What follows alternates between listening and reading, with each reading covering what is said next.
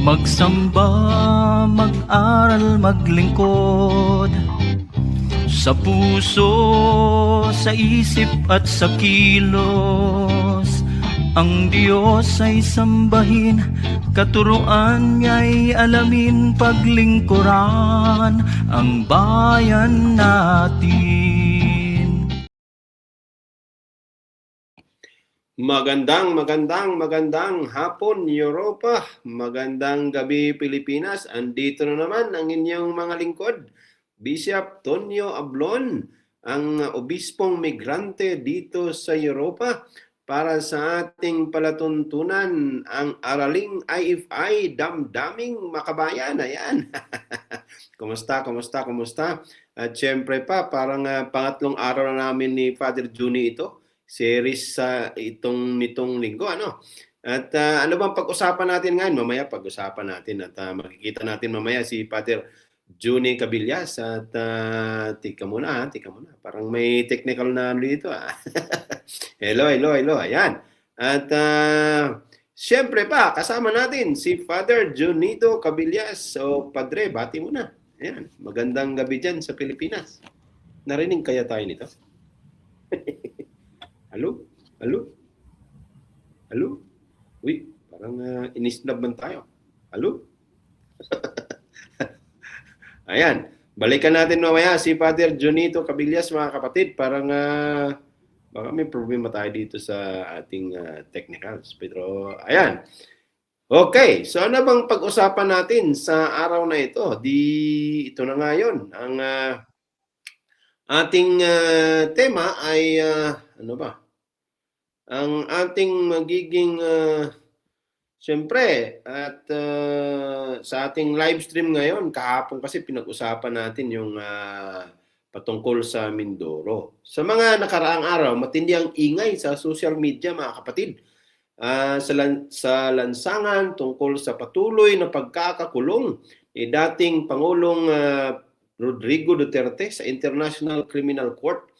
May mga nagsasabing siya raw ay dinukot or kidnap. At may nagsasabing ang ICC ay dayuhang korte. At may panawagan pang bring him home, na para bang ang usapin ay simpleng pag-uwi lang ng isang tao. Pero ngayong gabi, ngayong hapon dito sa Europa, gusto naming ihinto sandali ang ingay at tanungin, ano ba talagang totoo? Ano ang batas at ano ang sinasabi ng hustisya? Ayan. Bakit tuloy-tuloy ang paghahain ng petitions na paulit-ulit namang hindi pinapaboran ng ICC? Bakit dinadala ang usapin sa Korte Suprema ng Pilipinas ngayong malinaw na wala itong jurisdiksyon sa isang kasong nasa ilalim na ng international law? Ayan. At bakit ginagamit ang salitang soberanya na tila panangga laban sa pananagutan imbis na prinsipyo para protektahan ang mamamayan? At higit sa lahat, bakit sa lahat ng sigaw para makauwi, tila tahimik ang usapin at ang usapan tungkol sa mga biktima sa libu-libong buhay na nawala at sa mga pamilyang hanggang ngayon ay naghihintay ng hustisya? Ayan. At hindi ito usapan ng galit o kampihan, mga kapatid. Ito ay usapan ng katotohanan, batas at konsensya ng bayan. Kaya, mga kapatid, inayahan namin kayo makinig, mag-isip at timbangin natin kung ang nasasaksihan natin ay tunay na panindigan o isa na namang political theater. Ayan. At balikan natin si Father Juni Cabillas kung andyan na. Diyan na yata eh. Ayan o. Ayan, Father Juni, narinig mo ba kami? Ang dami na namin dito. Magandang gabi sa inyo dyan sa Pilipinas, Father Juni. Father Juni, walang narinig. Paano tayo mag-usap nito kung hindi mo ako narinig? Baka magandang baka Father Juni, out ka muna, tapos bumalik ka. Ayan. Ito, mag-usap tayo dito sa kasi may private chat dito eh. Tingnan natin ha. Kung Yun. Ayun! Yun. Ayan. Oh, narinig mo na kami. Ang dami na namin dito ay. Oo, sige lang. Bati mo na, bati. Basta alam naman natin na kung ano yung... Magandang gabi. Magandang gabi, Bishop. Magandang gabi sa lahat dito sa Pilipinas at magandang araw sa buong mundo. Ayan. Busy lang, konti. Oo nga. Ako nga din eh. Medyo na busy nga din ng ilang mga bagay-bagay. At pero andito na tayo. At siyempre, pag-usapan natin yung bring Digong home. At ano ba ito sa habang nasa ICC si Digong? Anong mga propagandang lumalabas? Anong itsura ng politika sa Pilipinas at pananagutan? Kasi nga, limbawa, hindi naman lingid sa lahat na hanggang ngayon ay yung dalawang rhetoric or dalawang sinasabi ng mga DDS na si Digong daw ay kinidnap at ang International Criminal Court daw ay isang dayuhang hukuman at pero dapat pag-usapan natin yan at sana ihinto na ang paggamit sa mga ganito at di ba? At ang ICC or International Criminal Court ay hindi siya imposed. Ito ay pinili ng Estado bilang mekanismo ng pananagutan kapag pumalya ang lokal na hustisya. Hindi dayuhan ang batas kung kusang pinasok ito ng bansa. At ang pangatlo pala dyan, sinabi nila kidnap. Si Digong na kidnap. Sabi nila dayuhang korte ang ICC. At ang pangatlo pala ay umalis na daw kasi tayo sa ICC. Ayan. Yun yung mga usual na mga sinasabi ng mga DDS na hindi naman nagmumula mismo sa mga DDS eh. Nanggagaling sa mismong bukang mga bibig ng limbawa Harry Roque, mismong Vice President Duterte, Sara, at mga ibang abogado na na parang halata namang hindi nga. Kasi kung kidnapping, hindi nag-file lang sila ng kaso ng kidnapping wala eh. Ang pinail latest yata ay sa Supreme Court ay habeas corpus.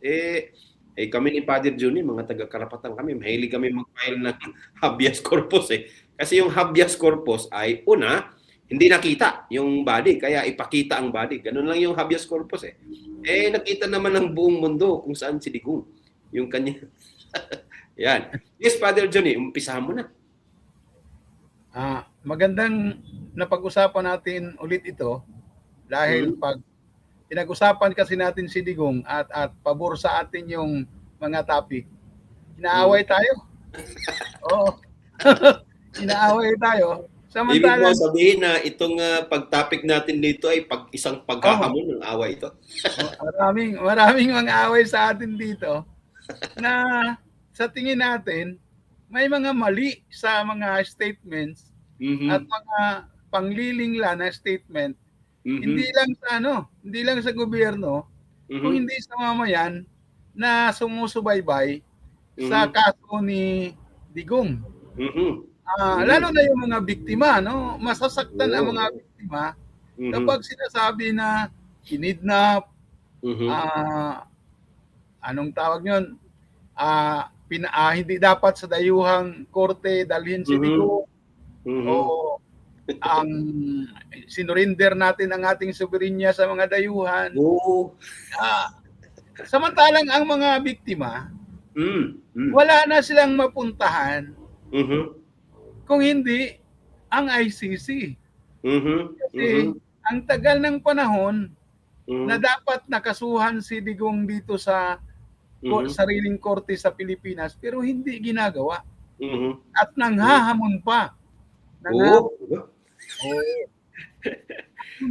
Di ba na nakikita natin Father Johnny kahit doon sa mga Senate hearing at sa congressional inquiries, di ba? Parang naghahamon pa na sige na, ipapuntahin mo na dito yung ICC. Pero dapat malinaw sa ating mga nanonood ngayon na sa bawat tunggalian, mahalaga yung propaganda. Okay. Mahalaga yung binibitiwan na salita. Mhm. Kaso lang, mayroong tinatawag na half-truth, mayroong tinatawag na black propaganda, ibig sabihin di totoo, Mhm. mayroong mga propaganda na may basihan at batayan. Mhm. Mhm. Ang basihan ng mga biktima, Mhm. hindi kinidnap si Digong. Mhm. Oo. Hamak mo naman, sabihin mong kidnap nabibisita Oo. ng mga kapamilya, tapos sabihin mong kidnap. Ano ba yan? May warrant of arrest, hinuli siya. At ang gobyernong Marcos walang magawa kung hindi ibigay siya sa tamang korte. Ang ICC para sa mga biktima ng giyera ni Digong sa droga ay tamang korte. Wala sa Pilipinas ang korte na makahanap sila ng hustisya. Kaya natural lang kung ang kanilang paninindigan ay dadalhin sa ICC ang kaso at tinutugunan ng ICC, natural lang na sagutin ng kampo ni Digong yung gamitin nila yung lahat ng paraan na sa tingin nila makalusot sila, pero hindi naman nakalusot. Ang galing din ng kanilang abogado. Magaling, abogado nila. Highly respected yan na abogado sa ICC, si Kaufman. Oo. Kaya nga, binabayaran nila ng 150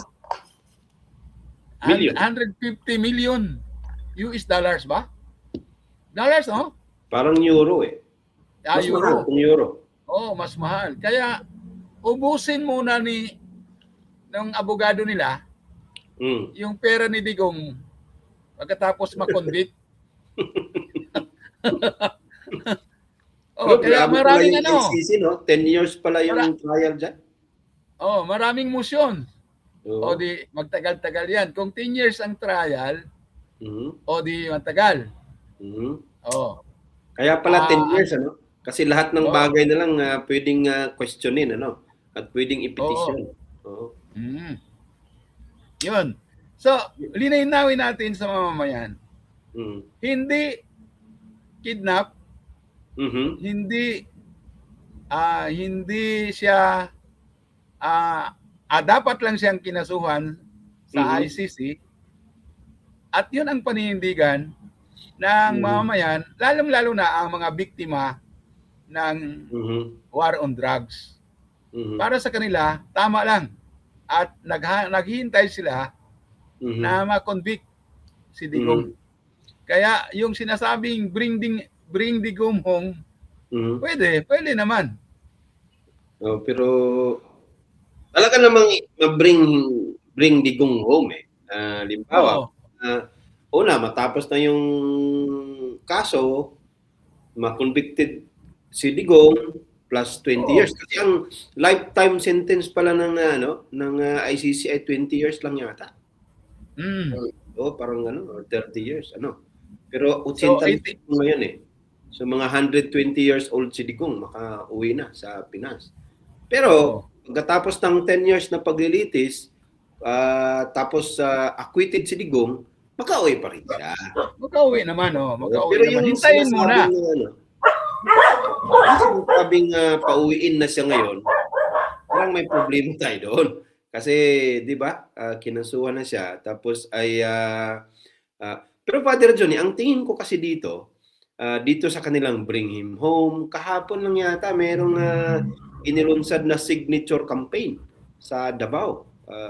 Mangangalap daw ng 500 signatures para ipadala sa ICC para makauwi na si Digong. Parang gano'n, At itong mga sinasabi nila, sa tingin ko kasi, hindi na ito para kay Digong Ano tingin mo, Father Johnny? Kasi parang pilit nilang binuhay itong issue, kidnapping, dayuhang korte, wala ng jurisdiction dahil umalis na raw tayo. Parang pilit lang nilang binuhay ang mga ito para maidaos nila yung Sara sa 2028 eh. Parang sa tingin ko lang ha, hindi naman na ako political analyst kasi. So, yun. Kasi nga, sabi ng ICC, nung i-deny niya yung petition for interim release, isa sa mga reasons doon ay ma-impluensya pa si Digong. Ibig sabihin, nasa vice president yung anak, mga anak at apo ay nasa gobyerno at marami pang malaking suporta.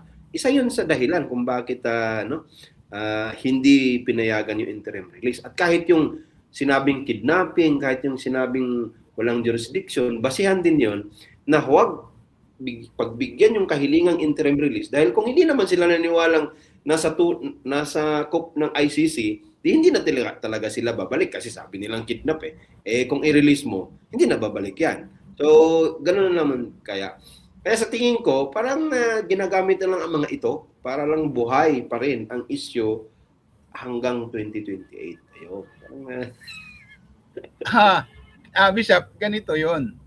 Sila ay naniniwala na ang kampo ni Sara o yung mga DDS naniniwala na mayroon pa silang kapangyarihan. Mayroon pa silang puwersa. Ang pinagbabatayan natin yan, yung rally ng Iglesia ni Cristo. Na ano naman talaga yon, pagpapakita na suporta kay Sara. At tuloy-tuloy yung kanilang panawagan na Marcos resign. Sa katunayan nga, may sundalong, mayroong retired general na kinasuhan. Sabihin, may followers yun dahil natatakot yung gobyerno eh. Kinasuhan. Kaya may followers yun. Katapos mayroon ding nirelieve na kernel. May nirelieve na kernel. Ibig sabihin, mayroon din yang dahil anong tawag niyan? Loss of confidence sa presidente. Hindi naniniwala sa... nag-withdraw pala. Simunggaw yun. Oo. Ibig sabihin, kabahagi yan sa kanilang pamamaraan na itaas si Sara kasi umuugong na rin yung plano na mag-file ng impeachment kay Sara. O, di ba? Ibig sabihin, yung issue ng Digong, kasi sa totoo lang, ang dami talagang naniniwala kay Digong. Mas hindi pa naniniwala kay Sara eh. Kay Digong pa, kaya dadalhin nila si Digong, ang issue ni Digong, dalhin nila, dahil parang pag iangat ang issue kay Digong, iangat mo rin si Sara. Kaya mahalaga yung panawagan nila para sa kanila na buhayin ang isyong pauwiin si Digong. At kung uuwi si Digong, talaga namang lalakas ang suporta para kay Sara. Oo. Kaya gano'n ang kanilang paniniwala at siguro itulak nila yan. Itulak nila yan hanggang February, hanggang March dahil panahon nga to ng tunggalian. Yung file ng impeachment against kay Sara. Oo nga. So, parang gusto nilang matabunan yung issue kay Sara. Kaya binuhay nila itong pilit nilang binuhay at dapat manatiling buhay yung issue kay Digong. Kasi ako, Father Johnny, yung mga lawyers, mga lawyers nila. At kasi one way na parang propaganda lang talaga para yung issue ay habang sinasabi ng mga lawyers na ito ay kidnapping, alam naman nilang hindi totoo. Kaya wala silang pinail na kasong kidnapping. Sinabi pa nila doon sa ICC, pero hindi naman pinatulan ng ICC pabor sa kanila. Yun ang mga nangyari sa buhay natin. So mga kapatid, wala si Father Johnny. So habang hinintay natin si Father Jun kung ano mang nangyari doon sa kanyang signal ngayon, malalaman naman natin kung makabalik na yon. Ayan, nandiyan na. Oh, nawala ka. na naman. Oh, nawala ka na naman. Pero ganyan talaga. Pwede namang bumalik eh. Yan. Yung nga Father Jun, sinasabi ko ay alam naman ng mga lawyers nila na hindi totoo yung mga sinasabi nila. Kasi kung naniwala silang totoong kinidnap, nag-file na sila ng kaso ng kidnapping. Kasi andyan lang naman si Torre. Wala naman si Torre sa labas. Pwede nilang kasuhan kasi sabi nila kinidnap ni Torre. Ang nag-orchestrate ay yung DOJ at ang DILG, etc. Andyan naman, mga buhay pa yan. Andyan lang sa Pilipinas. Yung mga tao yun. Kaya pwede nilang kasuhan. Pero hindi nga nila ginawa dahil sila mismo alam nilang hindi totoo yung sinasabi nilang kidnapping. Tsaka, kung sabi nila walang jurisdiction yung ICC dahil umalis na tayo, umalis si Digong bakit file sila ng petisyon doon sa ICC? Kung hindi mo, di ba? Kung hindi mo in-acknowledge na may ang tawag niyan jurisdiction sa iyo, yung korte na yon, huwag kang mag-file doon, di ba? File sila ng kaso doon sa nagre-reply din sila. Pag may pinail sabi ng korte ganito, nagre-reply sila. Tapos sabi nila, walang jurisdiction. Alam nila na hindi totoo yung mga sinasabi nila. Kaya ako, mas doon ako sa mga naniniwala Kasi habang yung nagsasabing kinidnap, habang yung nagsasabing walang jurisdiction, habang yung nagsasabing dayuhang korte, yung ICC, nag-cooperate po sila. Kaya doon ako sa mga DDS Mga DDS, pwede bang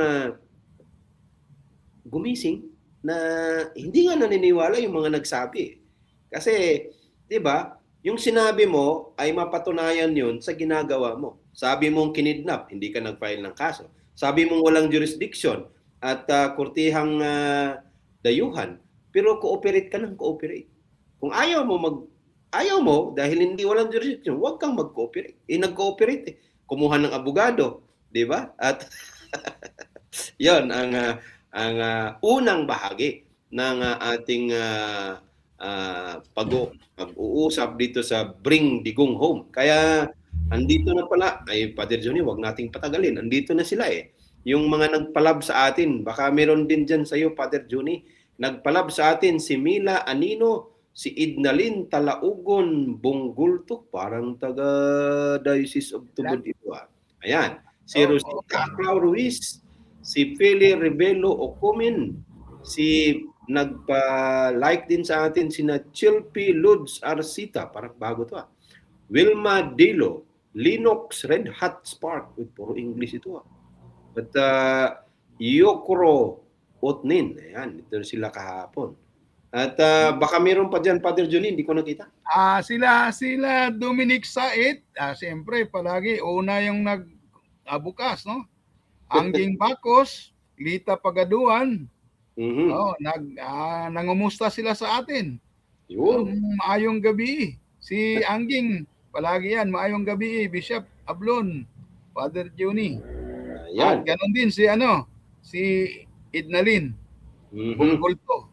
Ayan, at ito yung mga kaya nga dito sa ating palatuntunan, lahat ng sinasabi niyo, kino-comment niyo ay binabasa namin at dinidisplay sa ating screen. At ito na nga, yung sinabi ni Father Johnny kanina, si Rosita Aclau Ruiz, good evening Bishop Tonyo at Father Jonito. Ayan, magkatunog yung mga pangalan natin Dito naman, magkatunog din. More power Bishop Tony at Father Johnny. Ayan. Itong si Angging Bacos, talagang natin to. Sa magkausap pa, maayong gabi na sa Bishop Ablon o Father Johnny, Dugang Kadasig, di ba? Ito, Idnalyn, maayong gabi Bishop Tonyo, ug nimo Padre Jonito Cabillas. Ayan. At siyempre, good evening sa lahat, sabi ni Anino. Mila Anino. So, yun Father Johnny, yung isa-isahin natin tong mga hindi nila gustong pag-usapan Pero gusto nilang palaging sinasabi. E di, sinabi mo rin kanina, Father Johnny, maling paggamit noong soberanya. Kahit yung mga senador natin no? Bakit? Kailan ba magiging totoo ang soberanya at kailan ba ito hindi totoo? Ang soberanya kasi ay hindi siya sabing lisensya para pumatay o umiwas sa pananagutan. No? Kapag ang isang estado ay ayaw mag-imbestiga, hindi kayang litisin ang sarili nitong opisyal katulad kay Digong at katulad kay Bato. Naawa na ako kay Bato. Pero mas naawa ako sa bayan natin kasi si Bato nagtatago na dahil kay Puyong Rimulya. Sabi, meron daw warrant. Sabi naman John Vic Rimulya, walang warrant. Pero si Bato nagtatago. Baka naman totoong may warrant. Yon. Pero mas naawa ako sa bayan natin, Father Johnny, kasi sumasahod pa rin si Bato. Kahit nagtatago. Ang masaklap pa, may lumalabas ngayon, iwan ko lang kung totoo. Lahat pala ng staff niya ay yung buong angkan. Kamag-anak. Ayan. Ngayon, sabi nga natin, pag ayaw mag-imbestiga yung estado o hindi niya kayang litisin yung opisyal, dito ngayon pumapasok ang ICC. Yung tinatawag na principle of complementarity. At ang pagsigaw ng soberanya ay nagiging parang sa amin kasi tabing. Hindi ito makaprinsipyo. Yung sinabi ni Father Johnny kanina. Pero sabi nila Father Johnny, dapat daw ay sa Pilipinas litisin si Digong. Kaya pauwiin na raw para sa Pilipinas ito litisin. Ito yung mga sigaw ng Pero yung soberanya, klaruhin natin, para protektahan ang mamamayan, hindi ang makapangyarihan. Yan dapat yung malaman at tingnan natin. Kasi nakaka-insulto, sabi nga ni Father Johnny, nakaka-insulto sa mga biktima, sa mga pamilya ng biktima, no? Na sabihin mo lang kinidnap yung pumatay sa anak mo o asawa mo, etc. Tapos parang sinasabi mo lang na ang masakla pa palang isa, Father Johnny, sabi nila mabubuting tao si Digong. At sabi nga latest ni Harry Roque, sabi niya, God will not allow injustice to happen to a good man, na si Digong. Grabe, no? Part ng propaganda pa rin. Kasi kailangan niya yun, kailangan yung itaas yung moral ng mga DDS para sabihin niya yun na pero ang totoo naman ay naglalapastangan ng Diyos. Naglalapastangan ng simbahan. O, di ba? Stupid God. Kaya tsaka yung ano bang sinabi niya doon kay Pope Francis nung dumating na Wala. Huwag na nating sabihin, putang inang Pope na yan. Huwag na nating sabihin kasi sabihin niya papangit ang sinabi niya. Pero Bishop, yung soberanya, ginagamit natin yung assertion of our sovereign as a nation. Hindi yun nangangahulugan na hindi na tayo mag-participate sa mga international na mga solidarity hindi solidarity, pagkakaisa. Halimbawa, member tayo ng United Nations. Ang simula talaga yan, United Nations 1948 after World War II, kailangan na may mekanismo na hindi na mangyari yung nangyaring pagkamatay o ang daming namatay sa noong World War II. Kaya mayroong United Nations. Kasabay niyan, naitayo yung mga mekanismo na kung mayroong gagawa ng mga paglabag sa karapatang pantao o paglabag sa dignidad ng mamamayan ng ibang bansa, mayroong international court, yung ICC. Ibig sabihin, mekanismo yan. Mhm. Noong sinabi na kakasuhan si Digong, Mhm. ay umalis siya. Umalis siya na kaagad Oo. sa ICC. Oo. Pero Mhm. hindi yun nangangahulugan na patawarin yung kanyang mga kasalanan nung panahon na member pa ang, Mm. ang Pilipinas sa ICC. Tama yung pwedeng tama silang mag-withdraw kasi Mhm. gawain naman nila yon, pero hindi din maaring palagpasin na lang yung mga violations, lalo na Mhm. Mhm. yung anong tawag yun, violations against humanity, yung Mhm. genocide yung nangyayari o mga nangyayari. Mhm. Kaya marami nang nakonvict sa ICC, ang dami nang pinarusahan. Kaya nga. Ngayon, dahil sa nagkasala sila sa Mhm. mamamayan ng sarili nilang bansa. Mhm. Actually, ang ICC, tulong mekanismo Mhm. upang mapatatag ang soberenya ng Pilipinas. Kasi Ayun, tama yun. kung Oh. hindi patatagin ang soberenya ng Pilipinas, Mhm. yuyurakan lang ito kung sino man ang gustong Mhm. sisirain ang Mhm. buhay ng mamamayan. Kaya Oo. kailangan tulungan sa atin ang Pilipinas ng ICC Mhm. upang ang soberenya nito ay Mhm. magkaroon ng katuparan sa Mhm. buhay ng mamamayan, hindi Mhm. sa mga politicians. Yun. Yun dapat Yun. linawin natin yan. Oo. Tsaka may mga una siguro nating linawin diyan. Nung kinasuhan siya, si Digong, umalis siya kasi kinasuhan eh. So, ang nangyayari, para bagang nung okay pa ay kasama ka pa. Oo.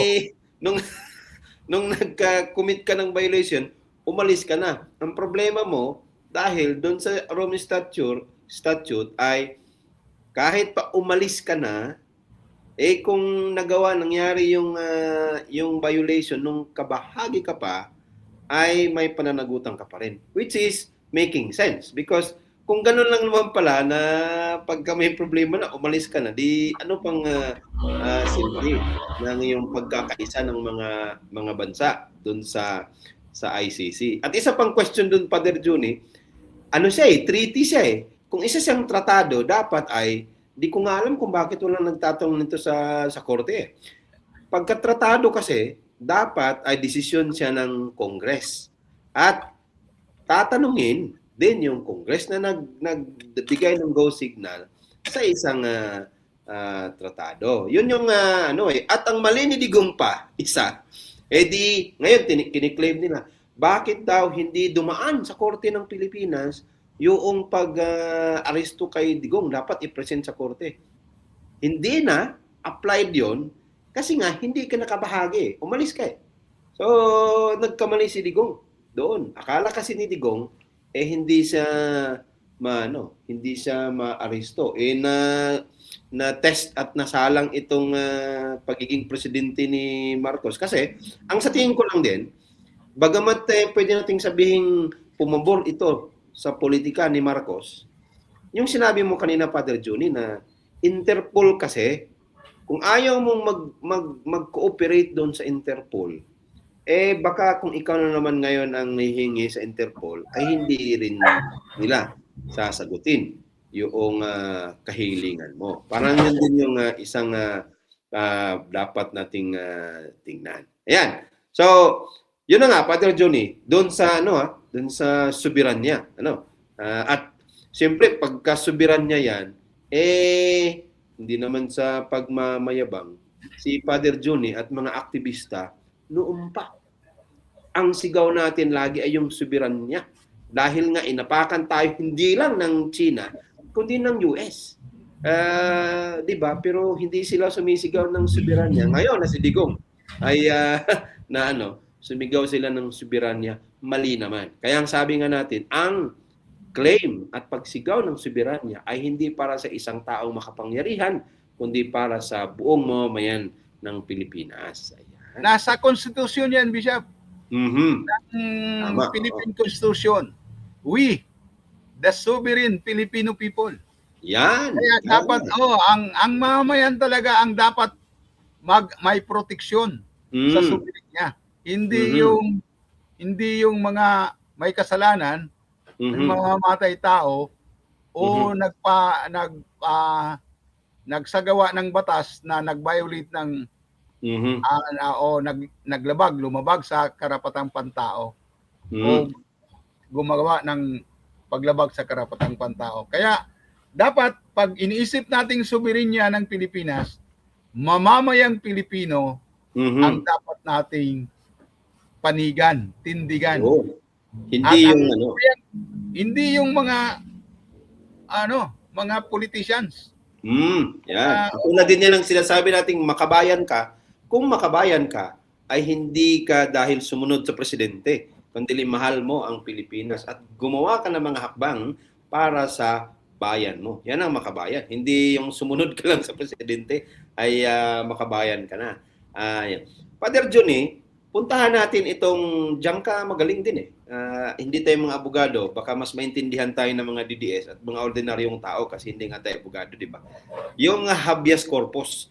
Kasi nag-file ng ng ng tawag nito, ng petition for habeas corpus itong anak ni Digong na si Kitty yata at ang iba pa di ba Father Johnny, yung habeas corpus, tayo sa karapatan, sanay tayong mag-file ng ganito, di ba?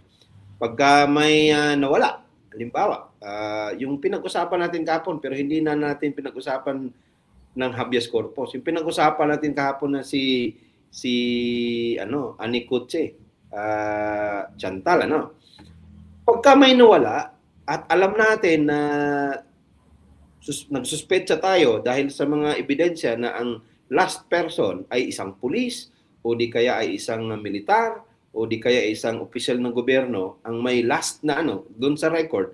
Kaya nag-file tayo ng habeas corpus para ilabas, ipakita. Kasi gano'n na naman yung habeas corpus eh. Di ba? Ipakita yung body. Yung very literal meaning niya, di ba? Ng habeas corpus. Kaya sabi ko magaling si Father Johnny dito bilang taga-karapatan kasi ito yung mga nila. At pero ngayon ginamit ng kampo ni Digong. Sa ating Supreme Court, dalawang bagay 'yon. Paano naging habeas corpus at ang petisyon at bakit sa Supreme Court ng Pilipinas? Na wala naman siyang Yes, Father Johnny, baka may maganda kang explanation diyan. Ang writ of habeas corpus ay isang mekanismo upang proteksyonan ang buhay ng tao. Paano? Kapag hinuli at hindi inilabas, pwede mong i-invoke yung writ of habeas corpus para ipakita sa publiko na buhay. Oo, buhay yung hinuli.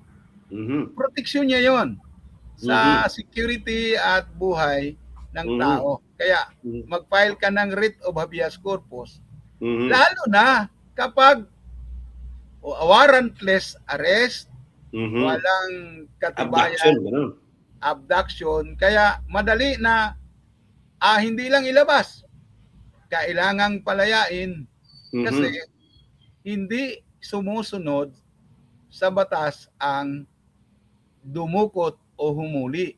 Kaya mahalaga yung writ of habeas corpus. Pero itong writ of habeas corpus, ginagamit din to ng mga lawyer. Lalo na kapag mayroong mga nakakulong na hindi dumaan sa tamang proseso. Nakakulong na. Nakulong na. Tapos hindi nalitis ng maayos. Mag-file, pwede rin ang mga lawyer na mag-file ng writ of habeas corpus para ilabas yung tao upang litisin. Kaya mayroon ding pamamaraan yan. Kaya yung pag-file ni Kitty ng writ of habeas corpus, umaasa siya na may injustice kang nangyari sa kanyang tatay. Hindi naayos paglitis. Samantalang wala pa namang paglilitis. At inaasikaso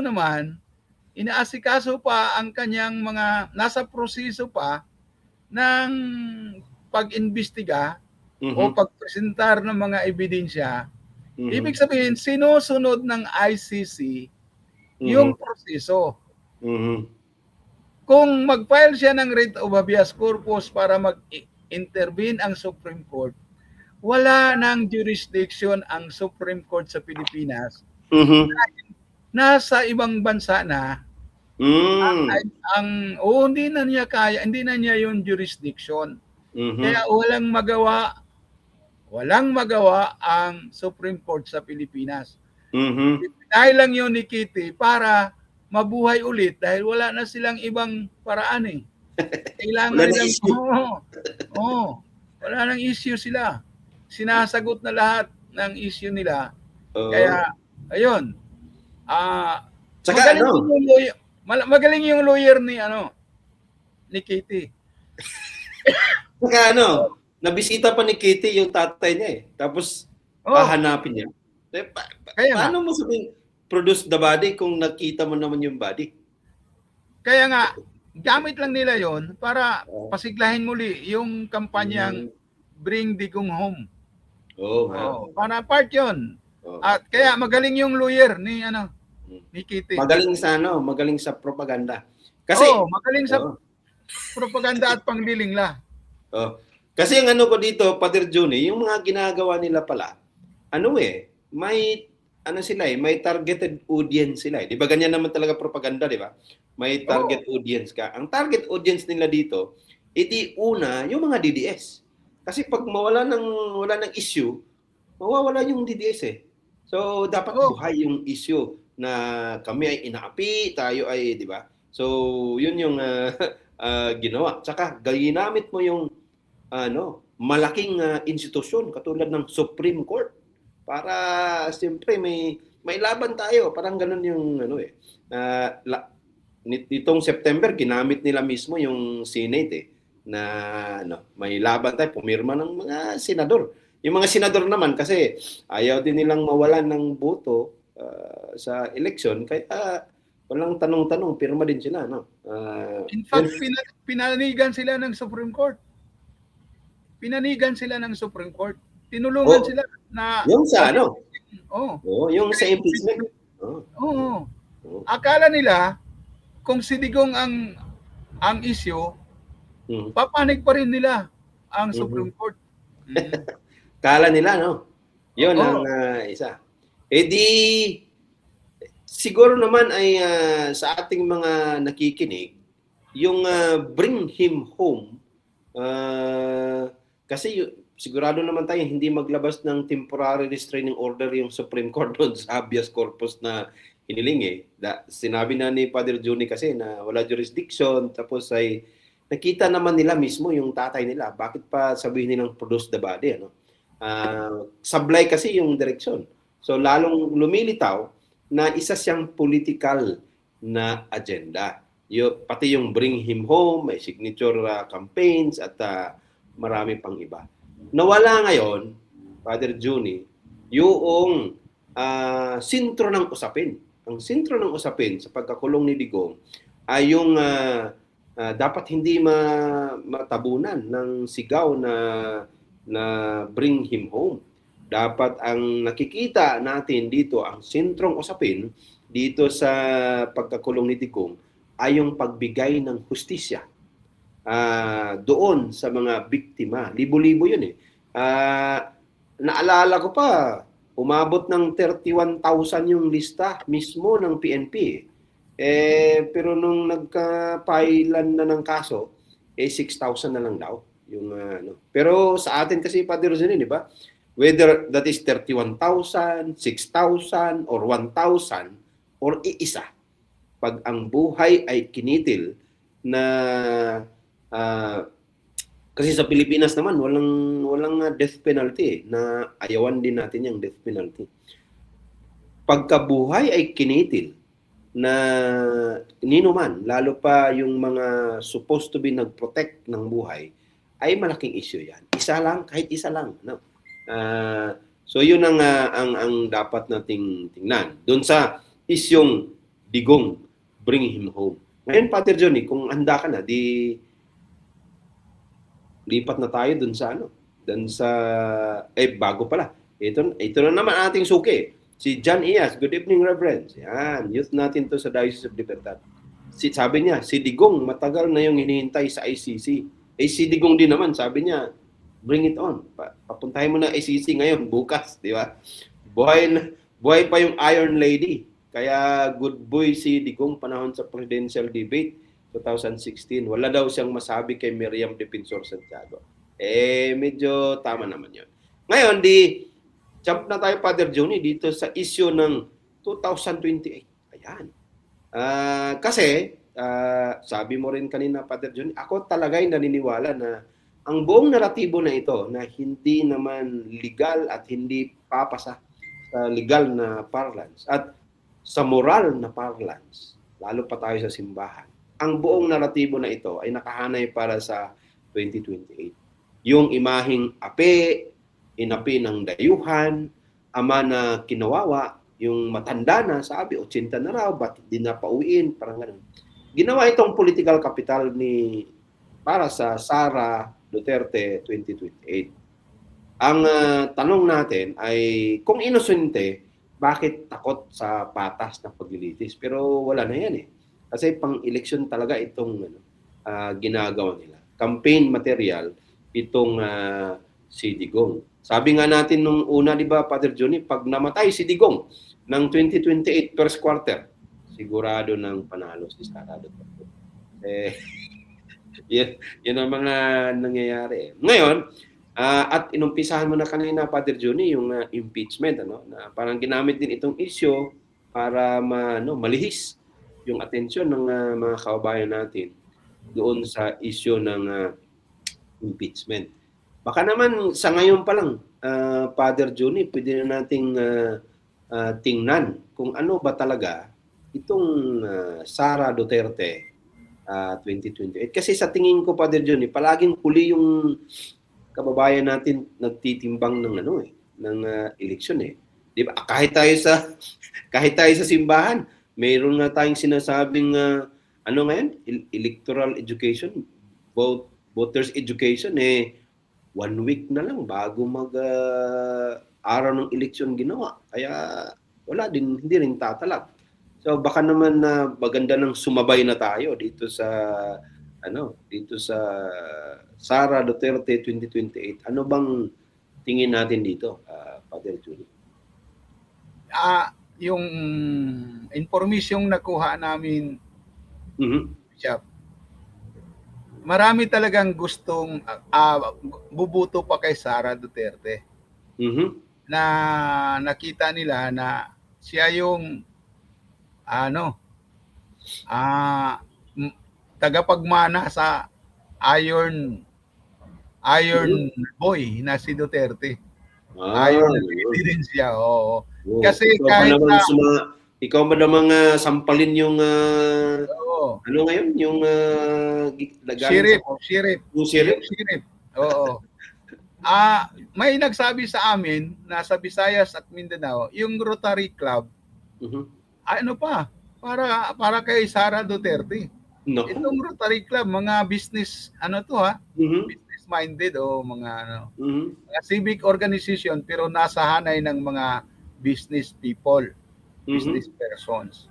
Kaya nga, nung tinanong kami, sinong ibubuto ninyo, di kami makasagot. Ang sabi ko lang, ang milagro talaga, kung ang presidente si Sara sa 2028 at ang vice president ay si Robin Padilla. Yan ang gandang tandem yan. O, di ba? Bakit? Kasi propaganda lang naman ang usapin nito, Bishop. Kailangan i-build up yung tao, yung mag-build up sa puso ng tao, yung sinasabing ang makalutas ng problema sa Pilipinas, kasi bagsak yung ekonomiya. May political crisis dahil sa mga na-involved sa mga yung corruption. So ang iniisip nila si Sara pa rin yung savior. Nako. Oo. Oo.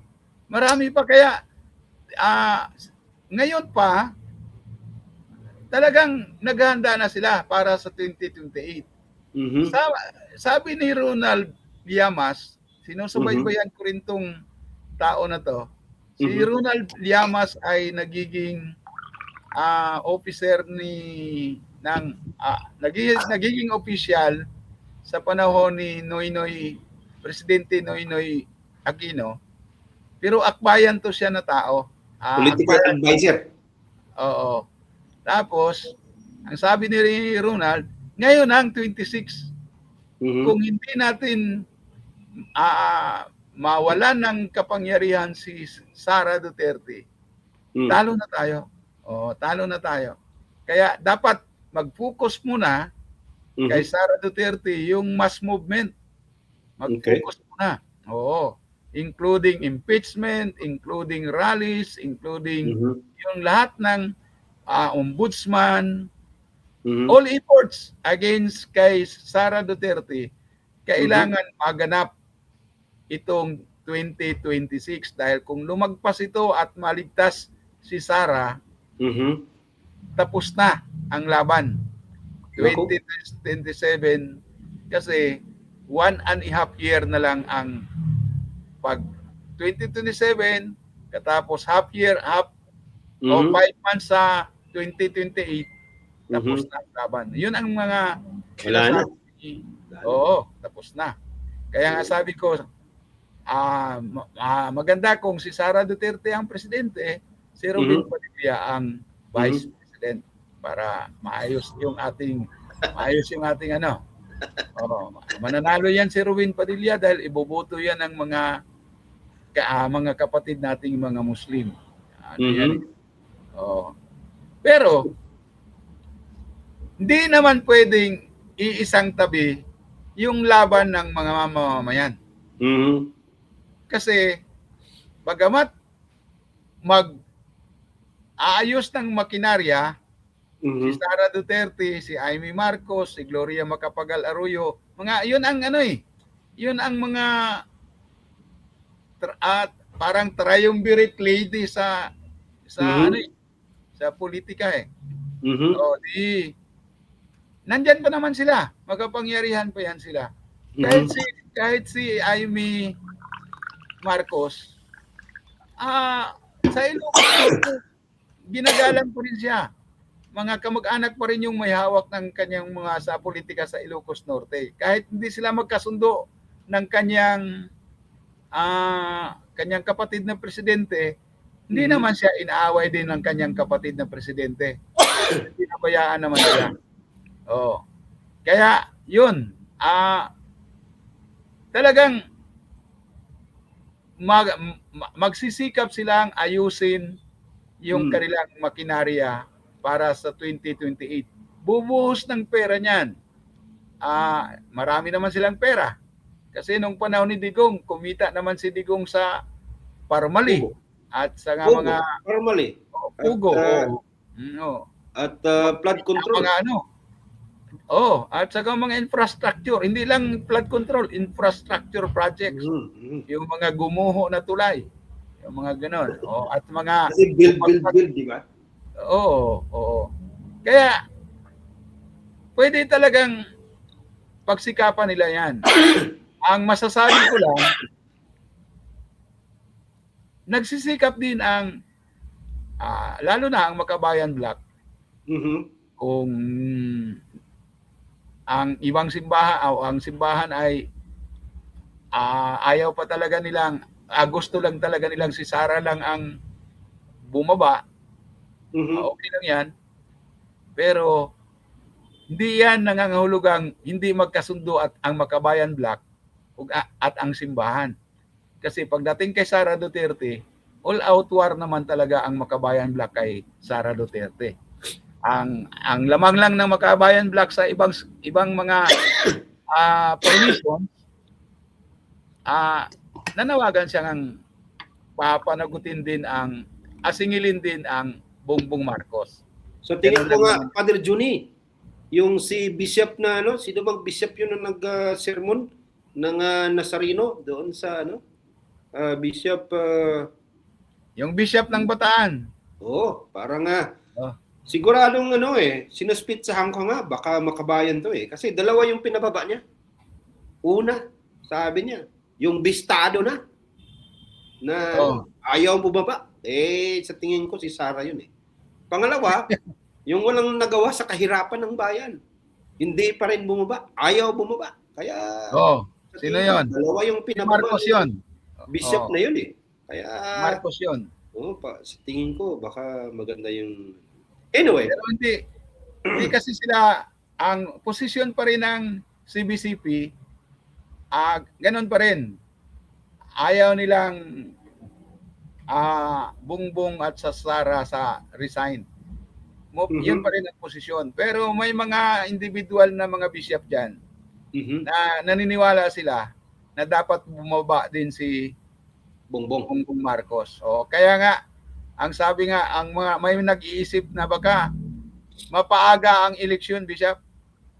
Snap election, Hindi naman siguro snap election, pero kung mag-resign kasing dalawa, magkaroon ng transition, tatayong presidente ang Senate President. Pero nasa konstitusyon naman yun na within 90 days lang yun election within 90 days magkaroon ng eleksyon. Yung pala yun. Kahit hindi transition government, hindi transition council ang mamahala, pero constitutional yung kung mag-resign yung dalawa, hawakan ng maging pamunuan ng Senate President yung bansa at within 90 days magtawag ng eleksyon. At mangyayari yan kasi bagsak na ekonomiya, wala na.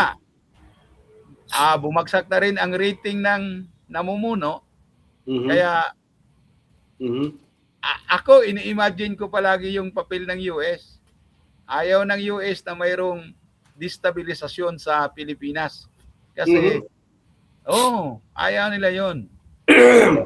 Ang solusyon, yung ginagawa pa rin democratic processes, eleksyon. Kasi wala naman kasi silang dukutin dito sa Pilipinas Wala.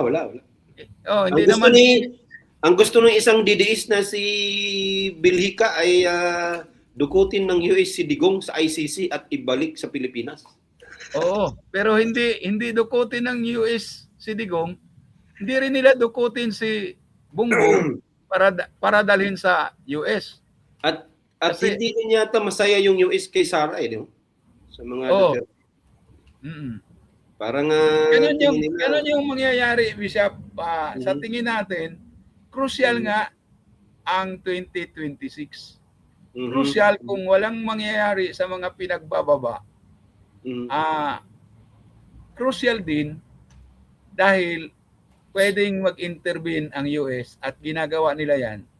Panahon ni Marcos Sr., pumuntang senador dito ng US Senator para mag-snap election. Kaya, parang ewan ko, parang ganun yata yung mangyayari. Pero tanong kailan pa hindi nagka-problema ng ekonomiya ng Pilipinas? Pag nagproblema ekonomiya ng Pilipinas, pero umakot pa rin ang pera, yung mga malaking korporasyon, lalo pa sa US, okay lang yon. Pero kung pati sila affected, ay kailangan na magpalit ng liderato. Sa totoo lang, Bishop, affected sila dahil yung mga investors namuhunan sa stock markets. Okay. Yung mga investors na mga dayuhan, sa stock markets lang yan. Ngayon, marami nang nag-withdraw. Na-withdraw nilang puhunan sa stock markets. Actually, marami ng mga bumababa ang mga kita nila sa stock markets. Isa kasi yan sa sources ng gobyerno, ang stock markets. Wala. Tsaka dahil sa dahil sa corruption yan Actually, wala pang nakitang ang mga investors, wala pa silang nakitang malinaw na yung realidad na real na solusyon sa korupsyon. Wala Yung nga naman. kinasuhan, yung mga staff ni Saldico, yung mga si Diskaya, pero sa korupsyon lang yun sa Davao kay Diskaya. Hindi Kay pa, Saldico, sa korupsyon lang yun sa Mindoro. parang sampling Ngayon, lang, di ba? Parang, oo. parang Tapos, dito, pero hindi naman lahat. Kasi mga kaalyado yan eh. Mga, di ba? Parang may deal eh. Parang sa tingin ko may deal, ano? Kayo, dito lang kasuhan namin kayo dito. Huwag kayong mag-alala. Yung mga iba, hindi namin matatapos yan. Hindi na namin magawa yung mga iba. At tama na ako kinakalculate ko talaga, Father Juni, kasi hindi ko matanggap yung sinabi ni Bongbong Marcos na yung mga hindi na maging merry ang Christmas nila. Iba pala yung ibig niyang sabihin at iba din yung ating pagkaintindi. Tama pala si Bongbong na kasi para sa kanila yung si Sara Diskaya ay big fish na. Big fish na yung Diskaya. Pero tama sila dahil yung bigger, kasi ganyan naman, di ba? Big, bigger, biggest, di ba? Yung bigger ay sina Martin Romualdez, yung mga Joel Villanueva, mga Jingo Estrada, mga Chis Escudero, mga Bongo, etc. Yun yung mga bigger. Pero ang biggest ay si Marcos mismo. Kaya yung pala yun. Hindi siya, hindi pala mali na sabi ni Bongbong na may hindi magme-Merry Christmas. Yung mga maliliit at yung big fish nga, si Diskaya. Yun yung nakita ko. Tama yung sinabi mo eh. Walang solusyon. Walang nakitang solusyon dahil sila nga involved. Laging tama yung mga aktivista eh. Itong si Father Johnny, laging sumisigaw to eh. Aktivista ito. Laging tama yung aktivista eh. Na burokrata, kapitalismo, ibagsak. Kasi hindi pa nagsabi si Marcos ng mahiya naman kayo. Yung mga nagrarally ay sinasabi na kung ano ang nagpapahirap sa bayan. Yung burokrata, kapitalismo. At andun ang mga politiko, political dynasty, mga landlords at mga iba pa. Sila yun eh. Sila yung mga sinisigaw ng mga aktivista. Nahuli na si Marcos. Nabisto lang kasi at napilitang mahiya naman kayo. Yun yung nangyayari. Pero yun na nga, yung sa akin naman, Father Johnny, dun sa election, magtatapos na tayo dahil isang oras na. Yung sa election, ayaw ko yung pwede pa natin pag-usapan yan sa mga darating na panahon. Pero ayaw ko yung ideya na para lang hindi manalo si Sara ay magkaisa yung Dilawan, Pinklawan at ang mga Marcos. Siyempre, sa kanilang politikal na mga interest, okay yun sa kanila eh. Pero sa atin na mga makabayan, hindi eh. Pwede naman nating magkaroon ng eleksyon, hindi na nanalo yung mga kandidato natin, pero naipakita natin na itong eleksyon ay hindi solusyon, naipakita natin at magpakita natin yung kawastuhan ng sinasabi nating burokrata kapitalismo, imperialismo at feudalismo dahil nakapag-organize pa tayo, nakapagpa-intindi pa tayo ng maraming mamamayan. Ako, it doesn't matter kung manalo si Sara o kung sino man yung manalo ay matalo. Kung mag-merge man yung Marcos at mga Dilawan, walang sa akin yun. Kasi pag nag-merge naman yung Marcos at Dilawan, parang Unitives Part 2 lang yan eh. Kasi, di ba? Sila din naman yan. Bakit sinasabi nilang, kung hindi lang ganun ka bagsik at pangit yung Digong, makikita rin yung corruption kay Aquino eh. Kaso lang, napakalaki ng problemang Digong, kaya medyo natabunan, parang pure yung Aquino. Pero hindi naman totoo. Kaya yun yung tingin ko, Father Juni, dito sa usaping Sara 2028. Sige na, manalo na si Sara. Walang problema doon. manalo si Sara at mapatunayan natin na kahit pa nanalo siya, hindi niya maipabalik yung tatay niya. At sana makita ng mga DDS, siyempre i-spin na naman nila yan, pero makita ng mga DDS na ginamit lang yung kalagayan ni Digong para manalo si Sara. Parang yun yung tingin ko pa.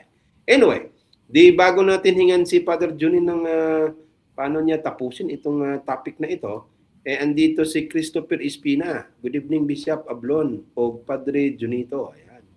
Dahil ginamit ng og, ay siguradong Bisaya ito. Sabi ni Antonio Taico, Vox Populi, Suprema Lex. Sabi dito si Antonio Taico. Parang nag-level up na. Yan. At siyempre, nag-love sa atin si Fung Anahaw, Juana Olivera, Jose Mare P. Barrera. Uy, kaano-ano niya na to? At si Nocodima Lorenzana Plaza. Ay ipa ito sa sa Cortez. At siyempre si Christopher Espina, Bubit Tukanya Kayaw, Ramjer Herbacio. Ayan. At nagpa-like sa atin sina Reverend Crescencio Agbayani Jr., Raymond Villanueva. Kaibigan natin to. Oh. Nakaka-proud na nanood sa atin si Raymond Villanueva. At si Christian Ryle, si Pinky Villaruel. Ayan. At nanonood din sa atin si Ronald Gustilo, kaibigan natin yon. Sa Karapatan dati. At si Ria Maribaw, Bishop. Ayun. Salamat sa panonood. Oo, salamat sa panonood. Ayan. At ito, sabi ni bumati sa atin si Jose Mare Barrera. Good evening sa inyo, Father and Bishop. Ayan. Di Father Juni, yun na nga, pinag-usapan natin yung bring Digong home, propaganda, politika, pananagutan, at sa tingin natin ay ginagamit ito na kasangkapan para sa kampanyang Sara 2028. Paano natin, anong masasabi mo sa pagtatapos ng ating programa ngayon? Dito sa topic na ito. Tama, Bishop, bring Digong home. Pero magdagdag ako. Send Bato de la Rosa sa ICC. Ay, nako. Oo, dapat hanapin si kasi isa yun sa implementor kasi ng tukhang. Pero bago mo tapusin niya, Father Johnny, wala pang senator na nagtatago na nakita. Si Gringo, si Pingleson. Pag nagtatago yung senator, hindi talaga makikita. Yes, hindi makikita. Tapos, si Sara Duterte, may kapanagutan din sa tukhang. Kaya dapat, humarap sila sa ICC. Sa totoo lang, hindi lang dapat si Digong ang nandoon sa Netherlands. Oo nga, no? Si De La Rosa, si Bungo, si Sara, andun sila. Damayan nila si Digong. Promise pa nag-promise pa si Bato noon na sabayan niya si Digong eh. Oo. Para pag nandoon sila, yung mga biktima, magkaroon naman ng kaluwagan sa puso. Kasi kung si Digong lang managot, habang si De La Rosa ay nasa Davao, si Sara ay patuloy na gumagasta ng pera ng bayan at si Bungo, talagang may injustice pa rin. Oo. At magsisikap pang kakandidatong presidente, di ba? Insulto sa mga mayan na may kasalanan sa bayan, pagkatapos igiit pang sarili niya na malinis siya sa pamagitan ng buto na kanyang babayaran na mamamayan. Yun. Kaya sa tingin ko, ang episode na to ay mahalaga sa mga DDS. Pag-post natin ito, Bishop, dami na tayong comment, dami na tayong mababasang comment sa sa live stream. Pero aawayin tayo. Aawayin tayo. Kasi yung pinost mo na mga kamag-anak na may sweldo ni De La Rosa. Mhm. Ang comment ko lang, at least nagkaroon ng employment Mm. sa mga anak. Ang Binanatan dami mo ngayon. nito, binanata na, pera mo ba yon? Yung mga ganon. Sige Oo. lang. Sige Ganon lang. talaga yun. Ganyan naman talaga din na, ano, pag may sinabi tayo, meron talagang tatamaan, merong magagalit, merong masiyahan. Ganyan eh. Di, sige. Kaya, ang Bring Digong Home ay propaganda ng mga Duterte at kanyang mga cohorts, yung kanyang mga kasapakat.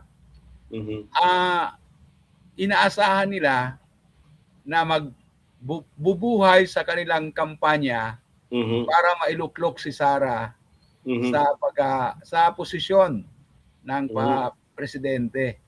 Ngunit hindi din papayag ang mamayan na ganun lamang kadali. Paghirapan din nila yung ganong kampanya. At hindi rin papayag ang mamayan na kung eleksyon lang ang pagbabatayan na hindi naman talaga mananalo ang mga makabayan sa eleksyon, may iba namang paraan. Hindi lang, may mass movement naman. Yung people power, mass movement yan.